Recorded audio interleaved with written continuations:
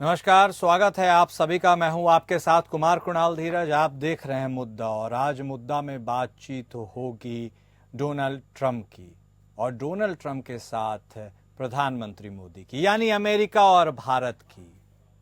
Trump और मोदी चीन पर क्या भारी होंगे? ट्रंप के अमेरिकी राष्ट्रपति चुनाव जीतने से जहां भारत में खुशी है, वहीं चीन टेंशन में है।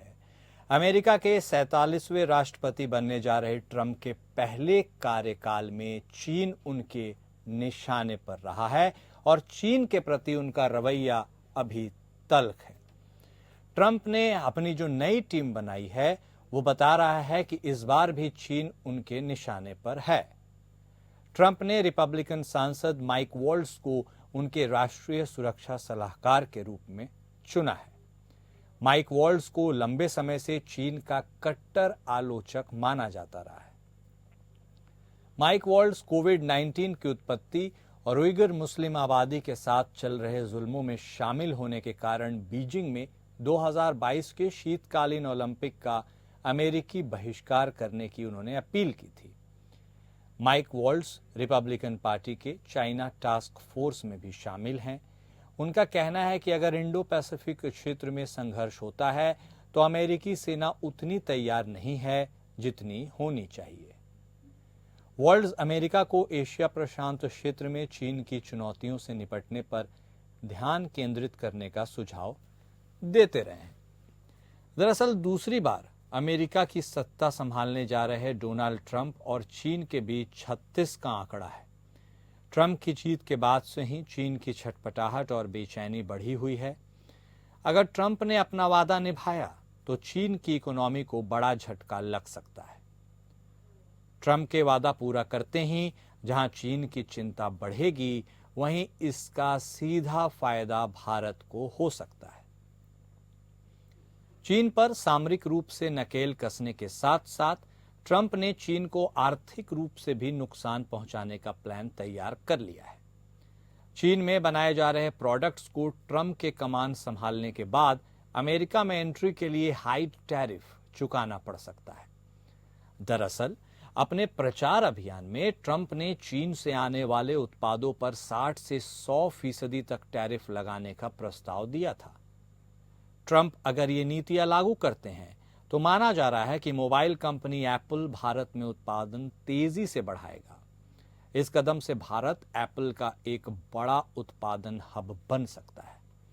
एप्पल अब भारत में प्रीमियम आईफोन प्रो मॉडल का उत्पादन शुरू कर रहा है। ऐसे में प्रीमियम आईफोन्स की डिमांड बढ़ने और देश में उत्पादन बढ़ने से भारत में एप्पल का सालाना उत्पादन $30 अरब से भी ज्यादा हो सकता है।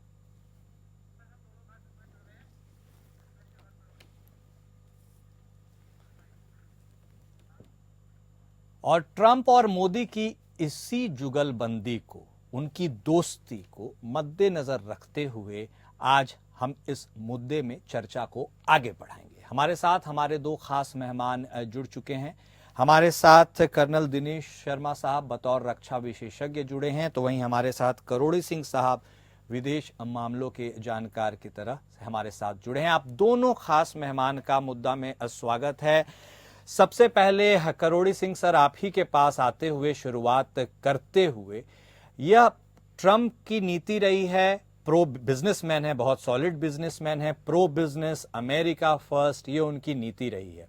ऐसे में अब उनकी कमान संभालने के बाद से यह अंदेशा या अंदाजा लगाया जा रहा है कि इकोनॉमी में एक बेहतर बूस्ट आएगा, और खासकर चाइना के प्रति ट्रंप के रवैये से हर कोई अवगत है।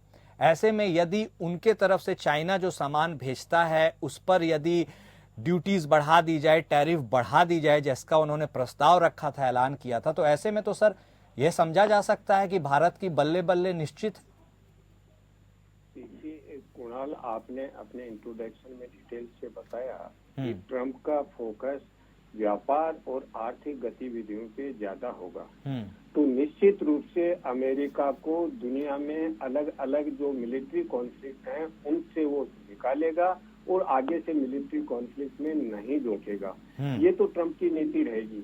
लेकिन जो टैरिफ की बात आपने कही चाइना पे लगाएगा, तो उसके साथ साथ भारत के प्रधानमंत्री और अमेरिका के जो प्रेसिडेंट इलेक्ट हैं, दोनों में दोस्ती है। लेकिन दोस्ती में हार्ड जो अपना देश का हित होता है, नेशनल इंटरेस्ट होता है, उसको कोई देश सैक्रिफाइस नहीं करता है। तो ड्यूटी वो भारत पे भी लगाएंगे और चीन पे भी लगाएंगे निश्चित रूप से। तो उससे भारत के प्रोडक्ट पे असर पड़ेगा। जहां तक आपने कहा कि कुछ कंपनियां हैं अमेरिका की, वो भारत की तरफ रुख कर सकते हैं। देखिए, पहले का जो एक्सपीरियंस है, ये मान के चल रहे थे कि जो चाइना से कंपनी निकल रही थी अमेरिका के दबाव से, वो कंपनियां भारत की तरफ रुख नहीं करके थाईलैंड, वियतनाम, लाओस उधर रुख किया है, जिसको हम C1 कहते हैं। तो C1 का ज्यादा फायदा भारत को पास में तो नहीं मिला, क्या आगे मिलेगा? देखिए, जहां तक और भारत भी तो आर्थिक दृष्टि से बहुत सहयोग कर रहे हैं। विशेष रूप से 4 क्षेत्रों में भारतीय कंपनियां चीन की जो सब्सिडीज हैं उनके साथ मिलकर काम कर रही हैं जॉइंट वेंचर में। जैसे फाइनेंस एंड बैंकिंग है, इंजीनियरिंग एंड ऑटोमोबाइल है, फार्मास्यूटिकल्स है, इंफॉर्मेशन टेक्नोलॉजी एंड आउटसोर्सिंग है। तो इन 4 फील्ड में भारतीय कंपनियां भी चाइना की इकोनॉमी को मजबूत कर रही हैं। क्या भारत अपनी कंपनियों को वापस बुलाएगा या उनको नहीं करने देगा? मेरे ख्याल से भारत ऐसा नहीं करेगा, क्योंकि भारत भी अपनी अर्थव्यवस्था को मजबूत करना चाहता है, उसमें चाइना का सहयोग भी चाहता है। पिछले बजट के समय हमारे चीफ इकोनॉमिस्ट ने कहा कि चाइनीज इन्वेस्टमेंट को हमें इनवाइट करना है, लेकिन हमारे प्रायोरिटी एरियाज जरूर हैं कि हमारे जो सिक्योरिटी से रिलेटेड है, नेशनल इंटरेस्ट से रिलेटेड है, उनमें हम चाइनीज इन्वेस्टमेंट को नहीं लेंगे। तो चाइना और अमेरिका की इकोनॉमी भी एक दूसरे में इतनी इंटरट्विन्ड है कि दोनों में सेपरेशन हो नहीं सकता, ट्रम्प के चाहते हुए भी असंभव है। दूसरा, एक जो ट्रम्प के अभी एडवाइजर इमर्ज होंगे वो एलोन मस्क होंगे, और एलोन मस्क हैं वो चाइना से दूर हटना नहीं चाहेंगे। वो ट्रम्प का जो एटीट्यूड है बिजनेस में चाइना के एंटी चाइना, उसको मॉडरेट करने का प्रयास करेंगे। वो चाहेंगे कि चाइना के साथ हमारे आर्थिक संबंध चलते रहें, लेकिन वो ड्यूटी वाली जो आपने बात कही, वो टैरिफ डेफिनेटली इम्पोज करेंगे चाइनीज गुड्स पे, और वो ये भी प्रयास करेंगे कि अमेरिकन गुड्स हैं वो भी चाइना में भेजे जाएं। जहां तक अभी नया जो नेशनल सिक्योरिटी एडवाइजर उन्होंने नॉमिनेट किया है, वो भारत को नजदीक लेने का प्रयास करेंगे। लेकिन भारत का राष्ट्र हित एक डिमांड करता है कि अमेरिका के किसी भी मिलिट्री एक्शन में या मिलिट्री अलायंस में भारत सम्मिलित न हो। भारत मैन्युफैक्चरिंग में, डिफेंस मैन्युफैक्चरिंग में अमेरिका से सहयोग करेगा, स्ट्रेटेजिक पार्टनर रहेगा, क्योंकि पास्ट का एक्सपीरियंस है, जो इराक है, अफगानिस्तान है, उससे पहले भी, और उसके बाद जब कुवैत बना तो अमेरिका ने प्रयास किया कि इसको सैन्य संगठन में ट्रांसफॉर्म किया जाए। भारत ने इसका रेजिस्ट किया तो उनको अमेरिका को ओकस बनाना पड़ा, 5 आइज बनाना पड़ा, और रिसेंटली कुवैत बनाना पड़ा जब भारत ने मना कर दिया कि साउथ चाइना सी में भारत कुवैत की एक्सरसाइज में सम्मिलित नहीं होगा। तो अभी मुझे लगता है कि दोस्ती होते हुए भी भारत अपने राष्ट्र हित को समझते हुए अमेरिका के साथ अपनी पार्टनरशिप करेगा, क्योंकि ट्रम्प के सामने भारत अपने राष्ट्रीय हित को कभी किसी रूप में सरेंडर नहीं करेगा। अगर भारत की जो गुड्स अमेरिका जाते हैं उन पे अगर टैरिफ लगाएगा अमेरिका, तो भारत भी अमेरिका से आ रहे हैं उन पे और ज्यादा टैरिफ लगा सकता है, क्योंकि भारत भी ये चाहेगा कि अगर भारत की गुड्स पे अमेरिका लगाता है तो अब भारत को भी ये अधिकार है कि वो लगाए।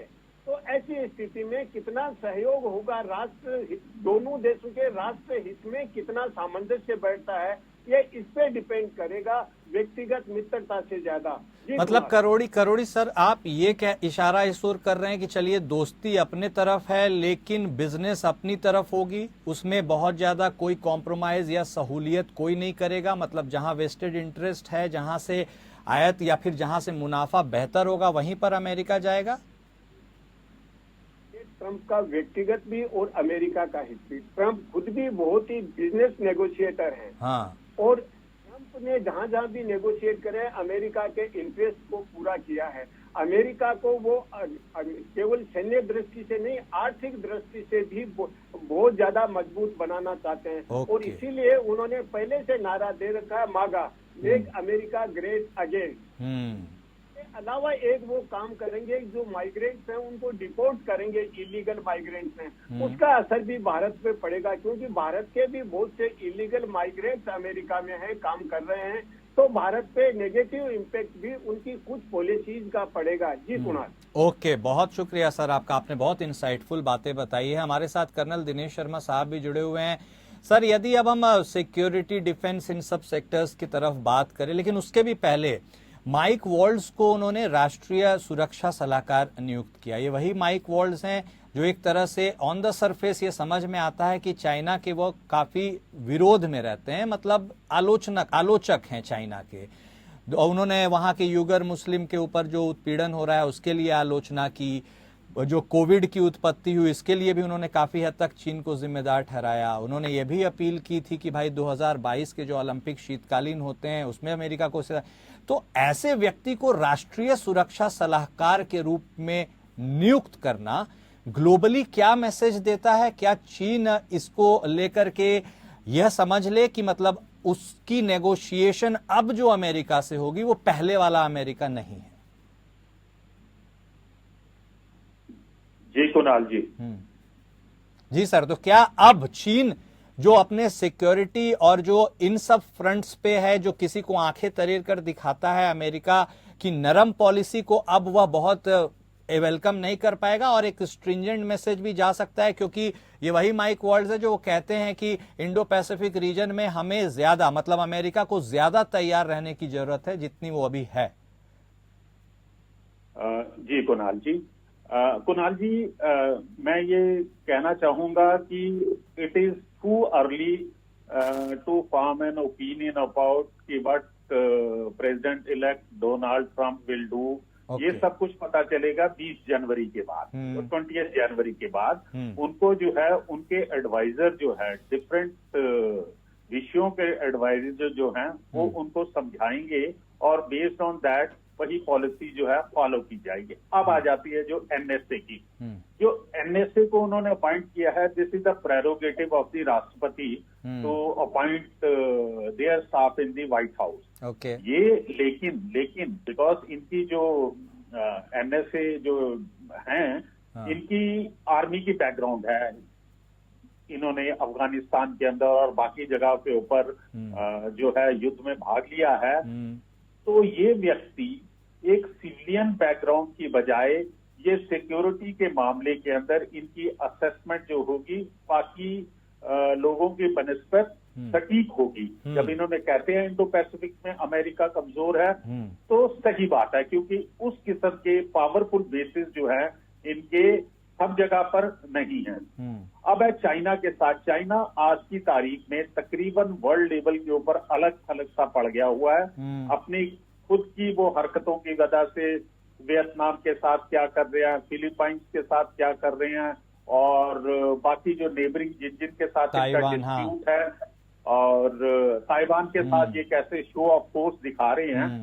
तो चाइना की इस समय इस पोजीशन में नहीं, और इकोनॉमिक कंडीशन जो है अभी करीब एक हफ्ता या 15 दिन पहले ही चाइनीज की जो सेंट्रल गवर्नमेंट, चाइना की जो सेंट्रल गवर्नमेंट है, इन्होंने बिलियंस ऑफ युआन जो है स्टेट गवर्नमेंट को दिए हैं ताकि कि वो लोग जो है अपने कर्जे को थोड़ा कम कर सकें और मैन्युफैक्चरिंग सेक्टर को बढ़ा सकें। अफकोर्स ये जो सेंट्रल असिस्टेंस है ये एक प्रकार का लोन ही दिया गया है जो उनकी स्टेट अथॉरिटीज हैं। तो इस समय जो है चाइना जो है इकोनॉमिकली थोड़ा वीक हुआ है, और मेरा ये मानना है या मुझे लगता है कि चीन भी जो है अमेरिका के साथ रिलेशनशिप को बढ़ाने के अंदर या उनको और मित्रता पूर्वक जो है रिलेशन बनाएगा ताकि उसकी जो है इकोनॉमिक कंडीशन थोड़ा सुधरे, उसका जो व्यापार जो है अमेरिका के साथ है वो ठीक से चलता रहे। ऑफ कोर्स टैरिफ वाला जो है that they have to negotiate as per their terms and condition या as per their own benefit. तो नहीं, बिल्कुल बिल्कुल बिल्कुल बिल्कुल वजह फरमाया आपने। और चीन बहुत ही शार्प प्लेयर है, वो बहुत शार्प है, वो इस पर कम ही निर्भर रहता है कि कौन सा पक्ष उसके लिए दूसरे साइड में जो है चुनाव जीत रहा है या हार रहा है, वो जो भी वहां पर काबिज होता है उसी के साथ अपना रास्ता बैठा लेता है। करोड़ी सर, एक और भी इंपॉर्टेंट चीज, यदि इकोनॉमी के दृष्टिकोण से बात करें, अमेरिका फर्स्ट की बात ट्रंप साहब करते हैं, काफी strict visa policy, immigration policy, ये सब है, तो क्या जो वर्कफोर्स, हमारा एक बहुत बड़ा वर्कफोर्स भी वहां पर काम करता है, तो ऐसे में हम उसको इकोनॉमी से रिलेट कैसे करके देखेंगे? क्योंकि एक तो जो पॉलिसीज है वीजा वो बहुत टफ है, तो क्या चूंकि डॉलर रुपए के हिसाब से इतना मजबूत है तो वो कंट्रीब्यूट करेगा इकोनॉमी को, जो भी वहां पर काम कर रहे हैं? क्योंकि बहुत ज्यादा लोगों का आना जाना वर्किंग के लिए तो थोड़ा सा चैलेंजिंग है। देखिए कुणाल, इसमें 2-3 चीजें होंगी। हाँ। एक तो ये है कि वो माइग्रेशन पे स्ट्रिक्ट होंगे और वो अमेरिकन कंपनी को निश्चित रूप से, जैसा कि हम एंटिसिपेट करते हैं, ये कहेंगे कि आपको अमेरिका में किसी को इनवाइट करने के लिए, वीजा रिकमेंड करने के लिए कंपनीज को कहेंगे आपको ये प्रूव करना पड़ेगा कि उस स्किल की अमेरिका में कमी है। अगर अमेरिका में वो स्किल के लोग अवेलेबल हैं तो आप उन्हीं को एम्प्लॉयमेंट देंगे, बाहर से नहीं बुलाएंगे। दूसरा है, पहले जिस तरह से लिबरली इंडियंस को वीजा मिल जाता था कंपनीज के थ्रू, कंपनीज की डिमांड पे, उस तरीके का नहीं मिलेगा। तीसरा जो महत्वपूर्ण है, वो एक अभी ड्राफ्ट सर्कुलेशन में भी आ रहा है, वो अमेरिका की सिटीजनशिप बाय बर्थ नहीं देंगे, क्योंकि वो इसके साथ एक चीज और टैग कर रहे हैं कि जो पेरेंट्स हैं उनमें से माँ या बाप दोनों में से एक अमेरिकन सिटीजन पहले से होना चाहिए। पहले जैसे कोई चला जाता है इंडियन कपल और वो अमेरिका के सिटीजन नहीं है और वहाँ कोई पैदा हो गया बच्चा, तो वो बाय बर्थ अमेरिका का सिटीजन हो जाएगा। तो मुझे लगता है कि ये सिटीजनशिप वाला भी इंडिया पे इम्पैक्ट डालेगा किसी न किसी रूप में, निश्चित रूप से। तो इस रूप में इंडिया को जितना फायदा होना चाहिए, मुझे नहीं लगता कि इतना होगा। चीन और अमेरिका का जहां तक सवाल है, मुझे लगता है कि चीन की जो स्ट्रेटेजी है वो शतरंज वाली है। और अमेरिका की पास्ट एक्सपीरियंस से देखें तो स्ट्रेटेजी बिल्कुल अलग है, चौसर की स्ट्रेटेजी है। तो चीन शतरंज की तरह चाल चलता है, अमेरिका चौसर की तरह चलता है। तो दोनों में से कौन किसको किस तरह से डिफीट देगा, क्योंकि दोनों के गेम ही अलग अलग तरीके से चलते हैं। तो चीन अपनों को, आपको आर्थिक दृष्टि से ज्यादा मजबूत करना चाहता है, दुनिया के कंज्यूमर आइटम सप्लाई करना चाहता है, America military supply equipment supply करना चाहता है, और इसीलिए अमेरिका में मिलिट्री इंडस्ट्रियल कॉम्प्लेक्स का कंसेप्ट ऑलरेडी चल रहा है कि अमेरिकन कंपनीज हैं वो ये चाहती हैं कि उनके जो मिलिट्री साजो सामान है वो बिके, और उसके लिए अमेरिका कॉन्फ्लिक्ट को जन्म देता है, चाइना विकास को बढ़ावा देता है, ऐसा कुछ लोगों का असेसमेंट है। तो इस हिसाब से चाइना और अमेरिका में दोनों में बहुत ज्यादा टकराहट मुझे लगता नहीं कि बहुत ज्यादा होगा। जैसे रशिया और अमेरिका में है उस लेवल का टकराहट नहीं होगा। दूसरा ये कि चाइना और रशिया जिस तरह से नजदीक आ रहे हैं, देखिए अभी ब्रिक्स समिट हुआ तो चाइना के प्रेसिडेंट को रशिया ने जो वेलकम किया, स्काई में भी वेलकम किया, जेट के थ्रू एस्कॉर्ट करके लेके गए। तो जिस तरीके का उनकी नजदीकियां हैं, उससे भी अमेरिका ये नहीं चाहेगा कि अगर चाइना पे ज्यादा दबाव बनाए तो रशिया और अमेरिका और रशिया और चाइना और ज्यादा घनिष्ठ बने और वो अमेरिका के लिए चुनौती बने। तो इसके लिए अमेरिका अब रशिया को अपनी तरफ करने का प्रयास करेगा और यूक्रेन वार में रशिया को कुछ सीमा तक मदद तो नहीं कहूंगा, लेकिन उसमें शांति बहाली का प्रयास करेगा। और जेलेंस्की की जिस तरह अमेरिका मदद करता रहा है और जेलेंस्की ने जो विक्ट्री प्लान सबमिट कर रखा है प्रेसिडेंट को, मेरे ख्याल से ट्रंप उस प्लान को उसी रूप में अप्रूव नहीं करेगा, बाइडेन साइड उस प्लान को अप्रूव कर देता। तो ऐसी स्थिति में मुझे नहीं लगता चाइना और अमेरिका के बीच में बहुत ज्यादा कन्फ्रंटेशन होगा, और कन्फ्रंटेशन नहीं होगा तो भारत को बहुत ज्यादा फायदा नहीं होगा। निश्चित रूप से अमेरिका की रणनीति का ये पार्ट है कि भारत को साथ लेके चलना है। अगर भारत साथ नहीं होगा, स्ट्रेटेजिक पार्टनर नहीं होगा, तो एशिया में अमेरिका का वर्चस्व लंबे समय तक टिका नहीं रह सकता। चाइना अल्टीमेटली चैलेंज है, इसलिए अमेरिका की रणनीति में भारत बहुत इंपॉर्टेंट जगह रखता है। और इसीलिए 2022 में व्हाइट हाउस ने एक स्ट्रेटेजिक पॉलिसी डॉक्यूमेंट भी इश्यू किया। उसमें स्पष्ट रूप से कहा कि हमें इंडिया के राइज को सपोर्ट करना चाहिए और इंडिया को क्षेत्रीय लीडर के रूप में एनकरेज करना चाहिए। तो वो भारत को जूनियर पार्टनर के रूप में, क्षेत्रीय लीडर के रूप में निश्चित रूप से ट्रंप और अधिक भारत को मजबूत करेंगे। बिल्कुल तार्किक बात कही आपने करोड़ी सिंह सर। और रशिया तो already wait and watch mode में है। वो तो पहले देखना अब चाहता है कि ट्रंप कैसे अमेरिकी सरकार को चलाते हैं और उसके बाद ही उसका कोई कॉन्क्रीट रिस्पॉन्स सामने आएगा। लेकिन यदि रक्षा और डिफेंस इन सारे मुद्दों पर ही लौटते हैं कर्नल सर, ये एक बहुत इंपॉर्टेंट पहलू हो जाता है कि अब चूंकि ट्रंप कई बड़े बड़े पदों पर नियुक्ति करना उन्होंने आरंभ कर दिया है, ऐसे में एक ऐसे व्यक्ति को राष्ट्रीय सुरक्षा सलाहकार बनाना जो इनके प्रीवियस रिजीम यानी बाइडेन रिजीम में भी उन्होंने एक सवाल उठाया था कि भाई अब जो अफगानिस्तान से अमेरिकी ट्रूप्स की वापसी हुई है उसका उन्होंने आलोचना किया था। तो अब हम एक यस्टर ईयर अमेरिका और एक कमिंग अमेरिका के बीच में एक ऐसे व्यक्ति को ऐसे अहम पद पर देख रहे हैं जो एक कॉन्ट्रास्ट के रूप में देखा जा सकता है। तो मेरा स्पष्ट यही सवाल है कि भारत को अब ट्रंप रेजिम्स को क्या उससे एंटिसिपेट करना चाहिए, क्या कुछ उसके लिए फायदेमंद हो सकता है? कुणाल जी जैसा कि हमारे साथी करोड़ीमल जी ने भी बताया कि हम जो हैं अमेरिका के स्ट्रेटेजिक पार्टनर हैं, ना कि हम उनके एलाई हैं। हमारी अपनी इंडिपेंडेंट पॉलिसी है, हम अपने हितों का हमेशा ध्यान रखते हैं, हम किसी भी गुट के अंदर शामिल नहीं हैं। और हमें वहां से क्या, हम उनसे वेपन लेते हैं, हम उनसे हथियार खरीदते हैं, उनकी तरफ से हमें कोई गारंटी नहीं है कि कल को हमारा किसी देश के साथ युद्ध होता है या किसी के साथ कोई मनमुटाव होता है तो अमेरिकन जो हैं वो हमारी मदद के लिए आएंगे। हमें अपनी सुरक्षा का ध्यान अपने आप करना है और हमें वेपन्स के लिए जो है, जैसा कि हमारे देश की पॉलिसी रही है, हम पूरी तरह से एक ही कंट्री के ऊपर डिपेंड नहीं है। हमारी रिक्वायरमेंट जो है वो रशिया से भी आ रही हैं और अमेरिका से भी आ रही हैं, फ्रांस से भी आ रही हैं और बाकी चंद एक और देश हैं हम वहां से ले रहे हैं। तो जहां तक अब जैसे हम ट्रंप की बात कर रहे हैं तो उसकी 3 बातों के ऊपर हमें जो है थोड़ा गौर करना पड़ेगा। एक उसकी जो आर्थिक नीति होगी, उस सब्जेक्ट को हम बड़ी अच्छी तरह से कवर कर चुके हैं। विदेश नीति के अंदर जो है बाकी सब चीजें होने के बाद हो सकता है कि वो हमसे एक्सपेक्ट करें या हमें प्रेशराइज करें कि मॉस्को के साथ जो है हम अपनी दोस्ती को कम करें। इसके लिए वो प्रेशराइज कर सकता है, लेकिन भारत इंडिपेंडेंट डिसीजन लेता है।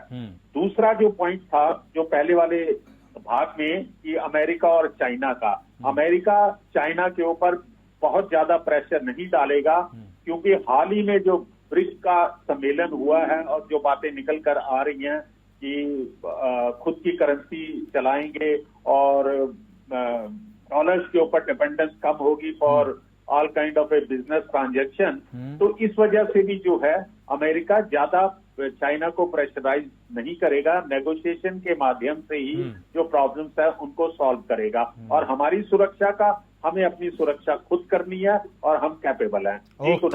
ओके करोड़ी सिंह सर, यदि उसी बात को अब इकोनॉमिक फ्रंट पे भी हम उसका बात कर लें, उसके बारे में यदि हम सोचे तो देखिए सर, रशिया के साथ हमारे कैसे संबंध है जग जाहिर है, हमारा शुरू से वह पुराना दोस्त है।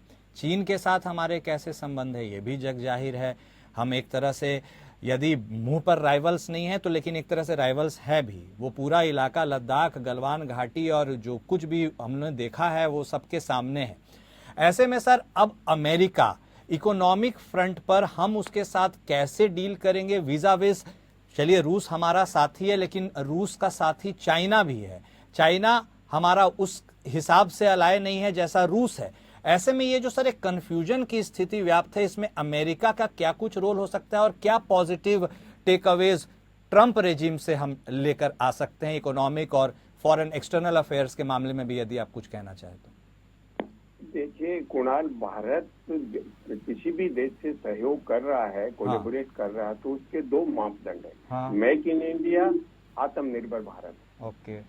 और इन्हीं के आधार पे भारत जिन जिन देशों से कोलैबोरेट कर रहा है वो जॉइंट वेंचर को लेकर एम्फेसिस कर रहा है।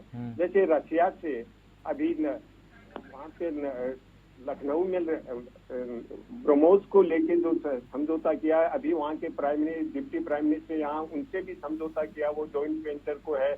और इससे पहले जब प्रधानमंत्री मोदी रशिया गए थे तो 35,000 मिलिट्री को हैंड ओवर की थी जॉइंट वेंचर से ही, जो अमेठी में है।